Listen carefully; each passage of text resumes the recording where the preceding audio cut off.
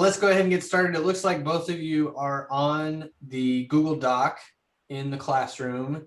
So what I'm going to do is I'm just going to walk through it, kind of talking you through how to create a better you, because we all need practice. None of us are perfect.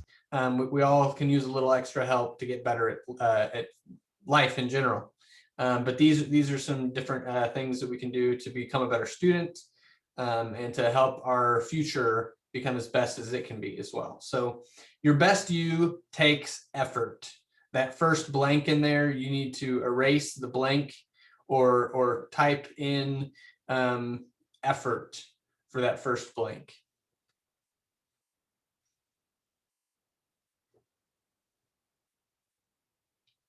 So what are you doing to better yourself? In the little space there underneath number 1, I want you to put something that you're doing to better yourself. It can be setting goals, betters yourself, practicing, like studying, doing your homework, that's bettering yourself. What are some other things that you can do to better yourself? And that's in the space below number 1 that you want to put that. So we're not filling in the blank for number 2 yet. The blank for number 2 is going to be mindset.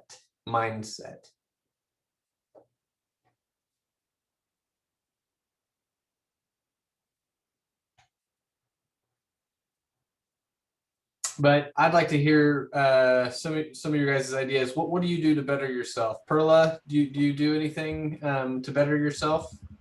No. You don't do anything? Sure. What do you do? What I do? Mm-hmm. Well, what do you mean by that? Like, is there anything specific?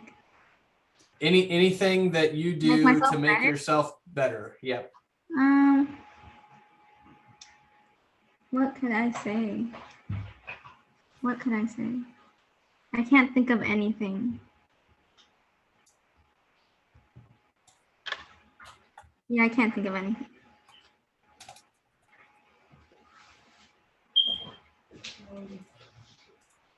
No, está buscando algo.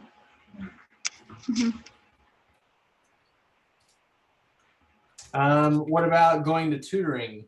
Is going to tutoring making yourself better? Oh yeah, my grades. Yeah. Your grades, definitely. Yeah. It helps your grades. So and it earns you money too now. Earns you quite a bit of money.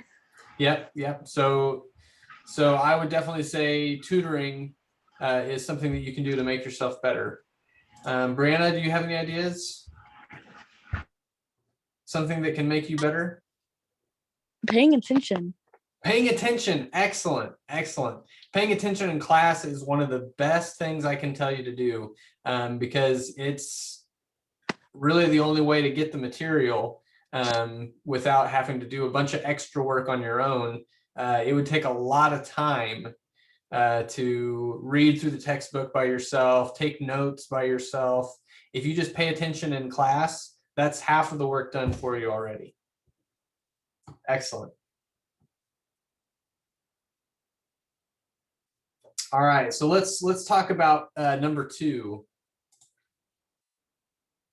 Number 2 says sometimes your blank or perception determines your success or failure. So another way to say perception is your mindset, your belief system, your attitude kind of determines your success or failure. Some people think that there's 2 different types of mindset. They say that there's either a fixed mindset or a growth mindset. A fixed mindset, and I would type something next to fixed that helps you remember what it means. Fixed mindset is you're either good at something or you're not. So whether you just are born with whatever intelligence you have now, you're born with whatever skills you have, you can't improve. So that's what fixed mindset means. Growth mindset is kind of the opposite of that. It means that you can improve over time with effort. That's the growth mindset. So fixed mindset says, I'm stuck with what I've got. Growth mindset says, I can improve. So those are what fixed and growth means. I want you to reword these statements as growth mindset statements. So take the sentences in number 3. There's 4 sentences there. I want you to write next to each sentence a new sentence that would be a growth mindset instead of a fixed mindset, which these sentences are all fixed. There's a, I'm just not good at math. That means you're not going to get any better. You just aren't good at math, and that's the end of it. So a growth mindset might be that I can get better with practice. I can get better at math with practice. There's any number of different ways you could reword that.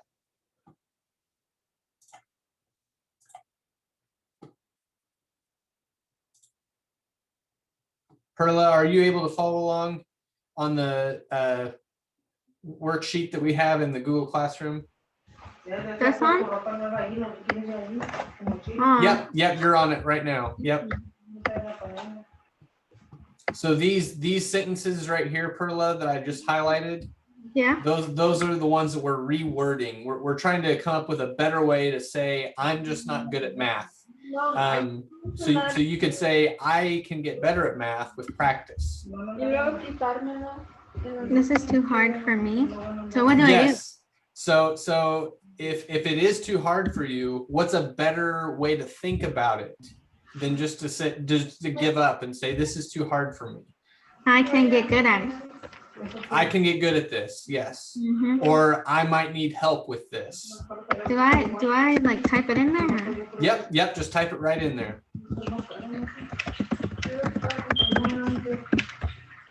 Can I make it in like color? You can do whatever you want. That's right. This is your worksheet. These are your notes. Excellent. So we're going to move on to number 4. Number 4 is the power of yet. The word yet, Y-E-T. The power of yet is the blank there on number 4. The first blank should be the word yet, Y-E-T. The power of yet just means you may not be good right now at something, but you can, if you spend enough time and effort to get good at something, if you practice. In the future, it leaves the door open to the possibility that you might be good at it later if you try hard enough. So that's why yet is such a powerful word. We can add that to almost any of those sentences. My brain doesn't work that way yet. I'll never understand, or I don't understand this yet. So just by adding yet to the end of those sentences, that leaves the possibility that you could get there. So that's what number 4, the first blank, is the power of yet. It means to be patient, stay hopeful, and above all, keep trying. Keep trying is the blank there. Keep trying. Never give up.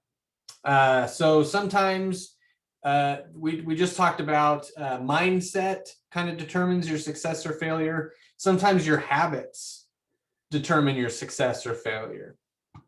The things that you do, your behaviors. So sometimes your habits determine your success or failure, which is the next blank.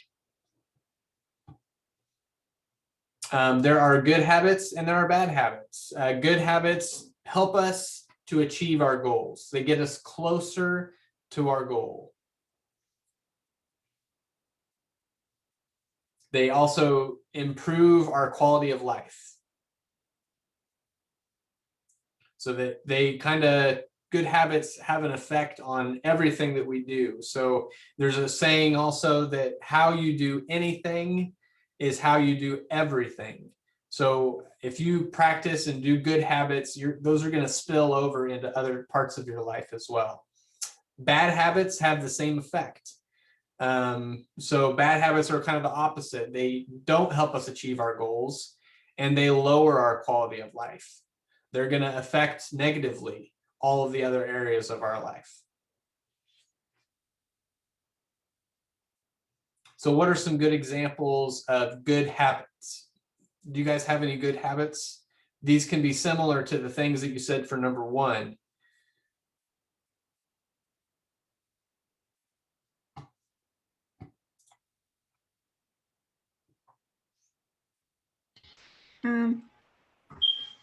A good habit. Well, this isn't for me, but like, let's say a good habit is cleaning, like my sister, like she does. Cleaning? Yeah. Yes, that's a great habit to get into. Chores. Chores. So working hard is a good habit. Absolutely. Being productive. These are all good habits. So I'm going to talk on the next page about 5 good habits specifically that I think you can do in high school. And I think that every high schooler should be doing these 5 habits. Okay. So number 1 on the next page, get efficient at using your time. That should be the first blank there. On number 1 on the second page, get efficient at using your time. So don't waste your time, because if you lose money, which is the next blank, if you lose money, you can always earn it back.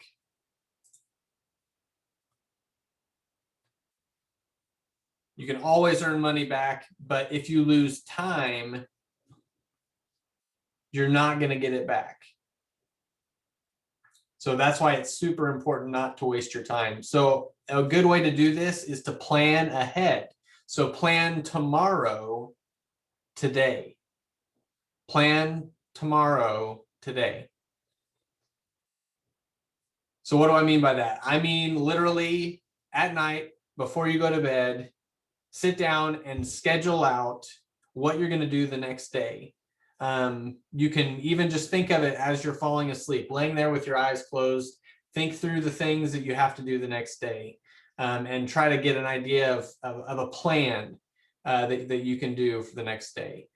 Because if you plan ahead, you're going to be more productive, and you can have fun because you get to build in your own schedule what you want. You can say, I want free time from 3:30 to 5:30, which is like right when you get home from school. 3:30 to 5:30, I want free time, and that's fine. As long as you know that you get that time, you have to do your homework somewhere in there. So you build that in from maybe 6:30 to 7:30 or 8:30, however long it takes you to do your homework. But you can have fun and be productive if you schedule or manage your time well. So that should be the next blank. Only if you manage or schedule your time. You can use either one of those words there. So you also need to get good. This is number 2. Number 2 says you should get good at managing your money. And especially now that you guys are earning a little bit more money in Upward Bound, it's super important that you manage that money well. You can even earn more money in your free time. So if you have a bunch of free time because you're trying to eliminate distractions, maybe so you're cutting out some of your screen time. That's a really good habit as well, cutting out some of your screen time. You can use some of that free time to help others and make money. Those 2 things usually go hand in hand, right? So if you want to mow a neighbor's yard, they may pay you money for that. You can paint someone's house or paint a picture for someone. That can earn you money as well. You could tutor another student, and that might earn you some money. So there's a million different ways to earn money on the side, using skills. Working builds skills. So you're going to use your free time to help others and make money, and also build skills at the same time. Because skills are what's going to be really important when you get to the workforce. They're going to look and see what can you do. Yes, they're going to love that you passed all your classes and you know that the Pythagorean theorem applies to right triangles, but they're really going to be interested in, are you able to work with a team? What other kind of skills do you have besides just the knowledge that you learned in high school? So you want to build some skills. You also are going to be spending the majority of your adult life working or making money. It's just part of it. You have to make money to live. So you're going to be spending a lot of time doing that. So you need to learn to manage your money well. And we talk about that in other times when we talk about budgeting, financial literacy, those types of things. So we'll cover that in more depth probably in another lesson. But for today, just know that you need to start thinking about how to manage your money. The third good habit is to take care of yourself. No one else is going to take care of you once you get out of high school. You're kind of on your own, and that means no more calling the doctor for you, no more waking you up in the morning to make sure you're going to school or to work on time. Those types of things you kind of have to do by yourself. So it's very important to take good care of yourself so that you can continue to do those things. So there's like three bullet points that I want you to think about as like fuel for yourself. Okay. So if you're taking care of yourself, you're going to sleep. You're going to make sure that your sleep is fueling you and not hurting you. So you need to make sure that your sleep is healthy. That's number one. Number two, you need to make sure that your diet or what you're eating / drinking is healthy. So you need to make sure that you're hydrated, eating all the right types of foods, not too much sugar or processed foods. That stuff is good in small amounts, but just like mental junk food is bad for you, consuming tons and tons of social media, just TV shows all the time, that's not good for your brain. Just like that, real junk food is not good for your body. And the last bullet point is exercise. So making sure that you're doing some kind of physical activity, even if it's just going outside for a walk. Going outside for a walk is a great way because you get some vitamin D from the sun.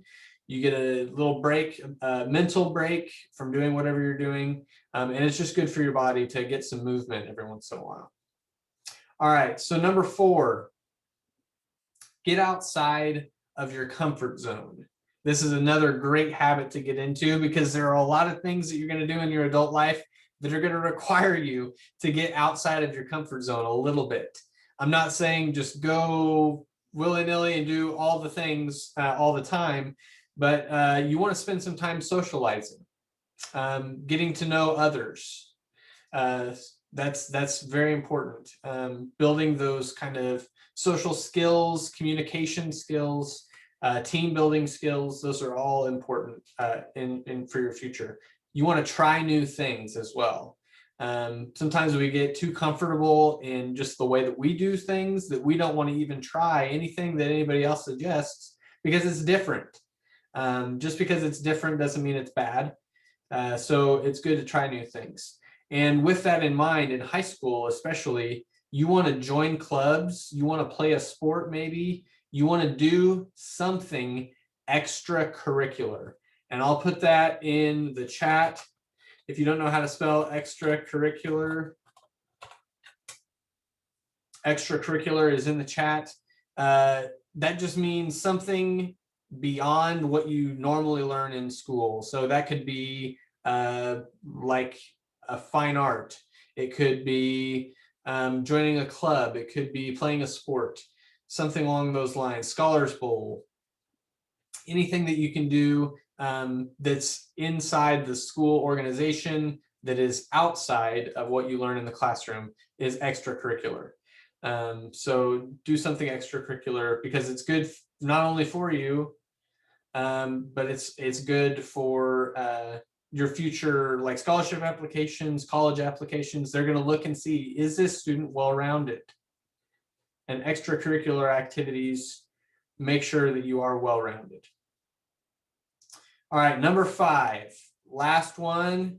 Number 5, it's very important to read, because there's a bullet point there that says learning from someone else's experience in a fraction of the time. Think about an entire person's life, what they've learned. They can condense all of that knowledge and wisdom into a book that you can read. So you could literally learn someone's entire life that took them years and years and years to learn, and you could learn it in a week or less, depending on how fast you read.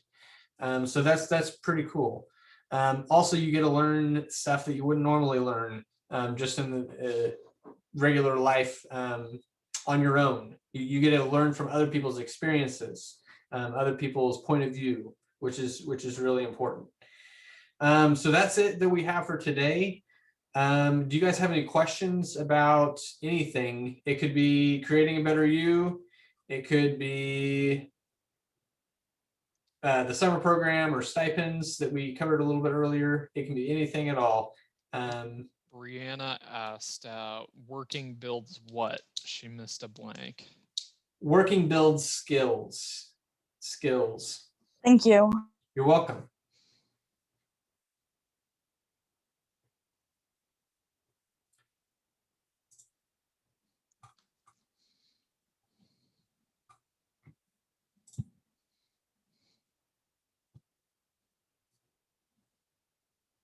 Yeah, that's something that you will definitely be able to put on resumes. If you do like a work study this summer, you can say, like if you're working in the cafeteria, I cleaned tables, I served food. So that gives you experience and shows that you can do things other than just regurgitate information. All right. Well, if you guys don't have any other questions, I think that's it for today.